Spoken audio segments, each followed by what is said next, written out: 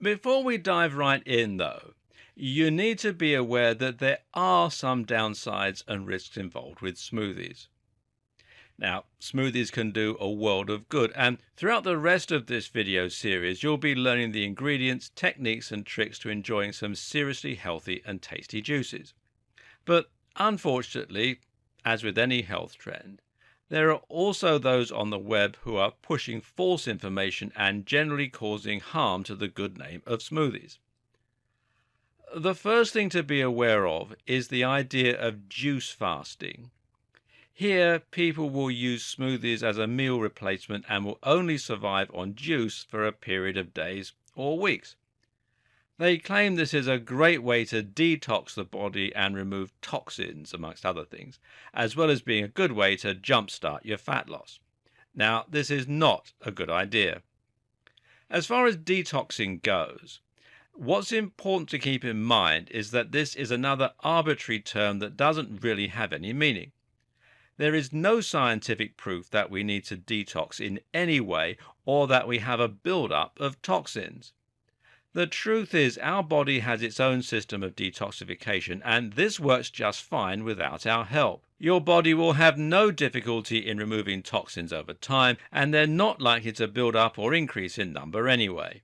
In one study, researchers asked the makers of detoxing hair products to name some of the toxins that their shampoos and conditioners could combat. They found that the manufacturer could give no good explanation.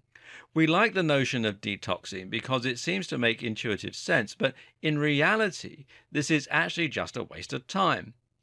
And what you also need to be aware of is the high sugar content found in smoothies. Now, sugar is not always a bad thing, and over the course of this video series, you'll learn to mitigate the sugar found in your smoothies.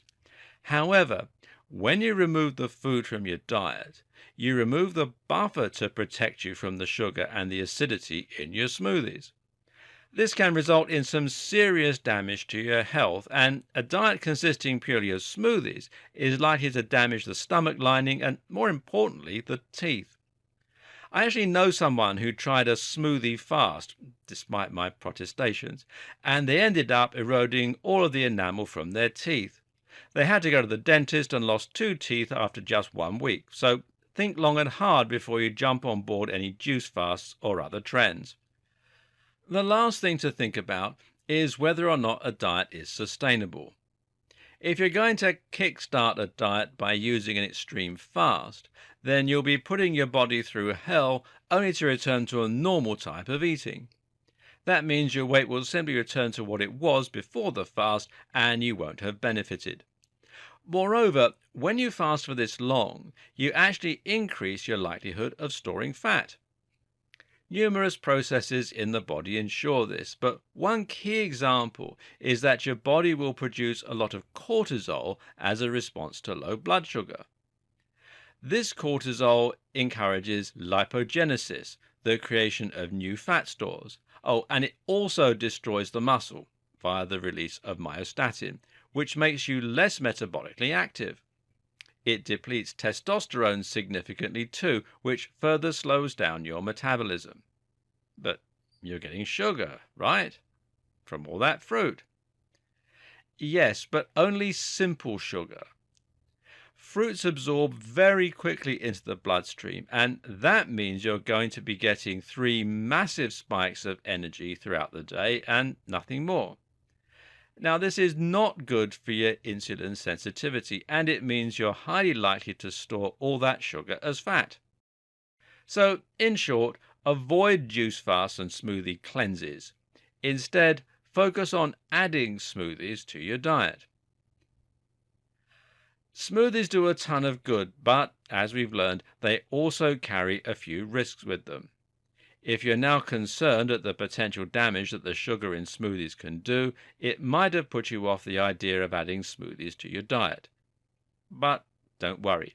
When you add just 1 smoothie of a reasonable size to your morning routine, you have nothing to worry about. This is especially true if you also make sure that you reduce sugar from other sources in your diet. If you have particularly sensitive teeth, though, or if you don't react well to sugar, Another option is to focus more on vegetable smoothies or to look for fruits which are lower in sugar. There are plenty of good options to choose from, and adding more water to your smoothie can also help to dilute it. When we go through the recipes and tips, you'll see there are a number of different options that are lower in sugar than average.